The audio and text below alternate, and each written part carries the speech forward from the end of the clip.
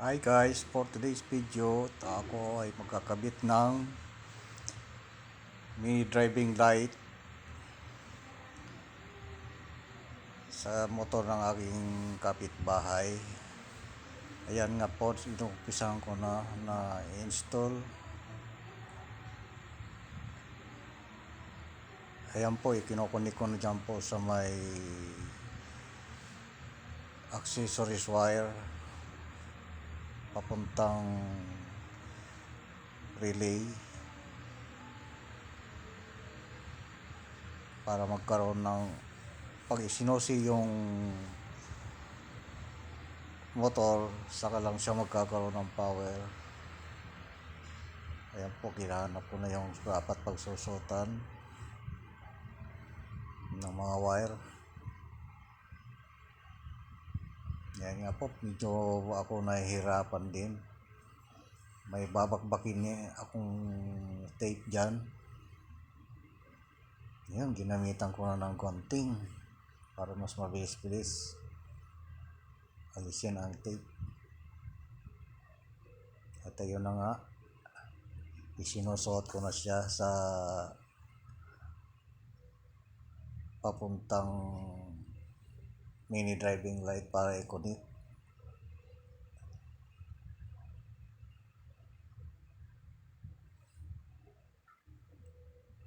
Ayan, medyo nahihirapan tayong isuot dahil masikip.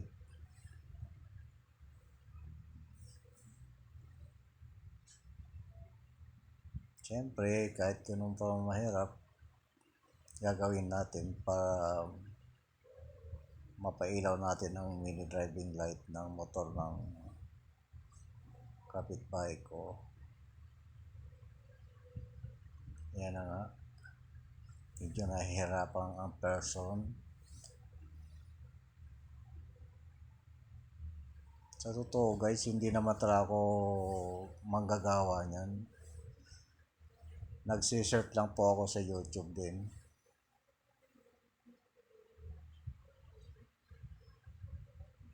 Yan na, kinukunik ko na po. Hindi lang masyadong naka-zoom yung camera.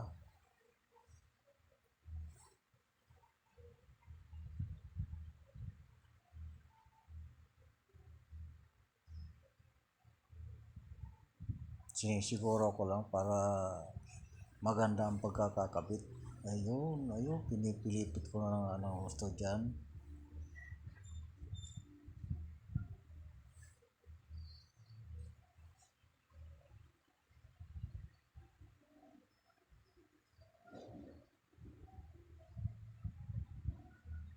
Kala mo magaling ha.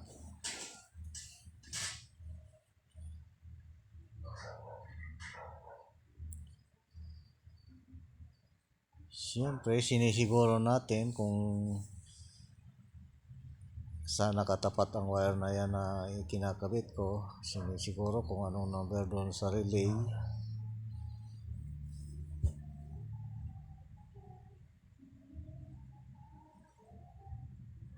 Ayan nga, kinakabit ko na isa-isa.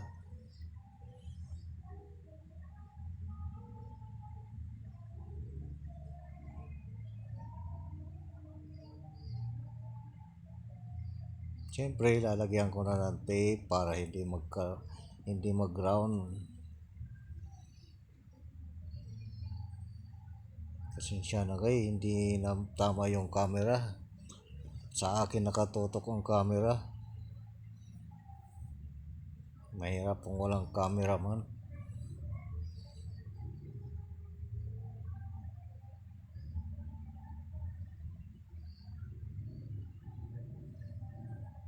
Ayan, lalagyan ulit natin ng tape para siguradong walang grounded.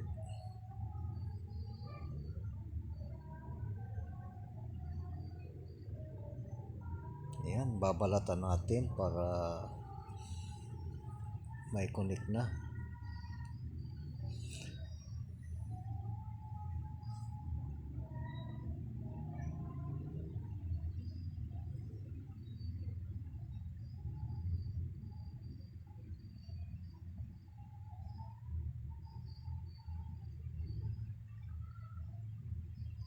Ayan na po.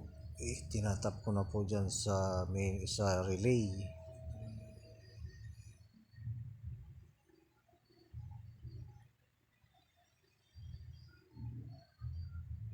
At syempre, lagyan ulit natin ng tape para lahat ng dugtungan hindi magkaroon ng round.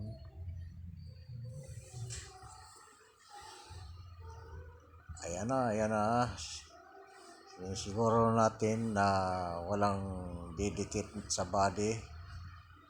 Mahirap na, baka magkaroon ng shortage.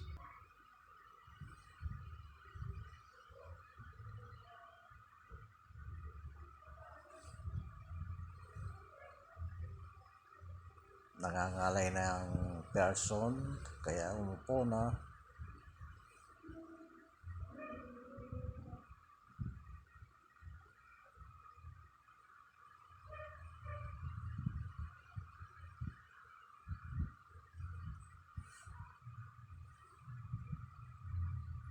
Medyo nakakalito lang din mag-wiring guys, kaya dapat sigurado na hindi magkaroon ng shortage.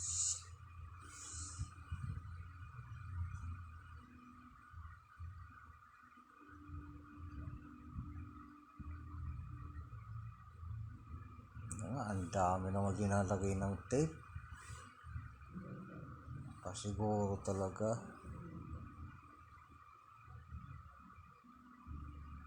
Yan, hinawakan ko na yung relay po. Isasaksa ko na yung relay talaga doon sa socket. Sinisiguro kung lapat na lapat talaga. Ayun, dumating po si Kuya Botchok. Nakikisyoso din. Kunwari daw siya ang gumagawa. Ayan na.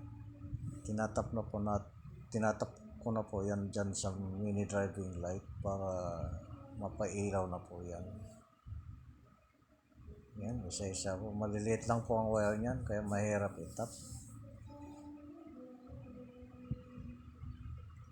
Una, tinap ko muna dun sa 3-way switch.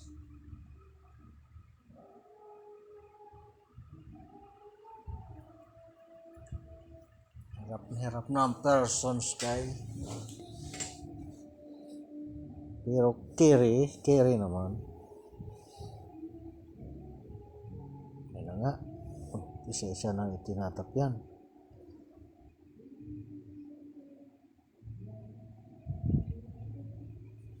Kakalito lang. Kaya dapat memorize mo na kung saan mo ilalagay.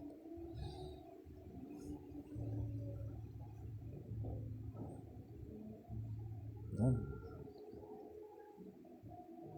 Ayan na nga. Pinatitesting na kung iilaw. Yan. Dumating na yung may-ari, siya na magtatap dun sa battery. Ayun. Success. Milo guys.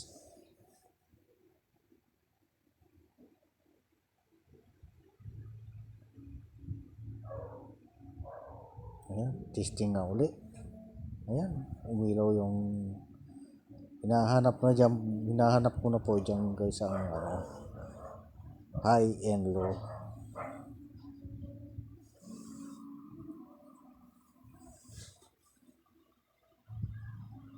Ayan, high.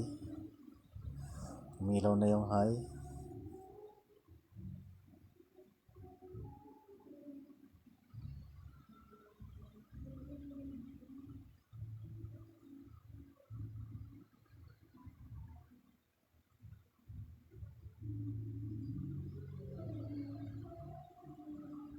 Malabo na kasi guys ang mata ng gumagawa na yan, kaya kunot na yung noo.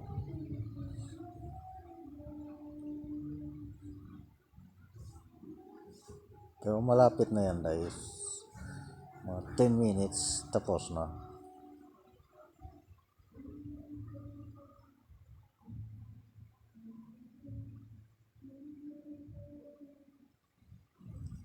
kahit dual horn, kaya kung gawin natin yan.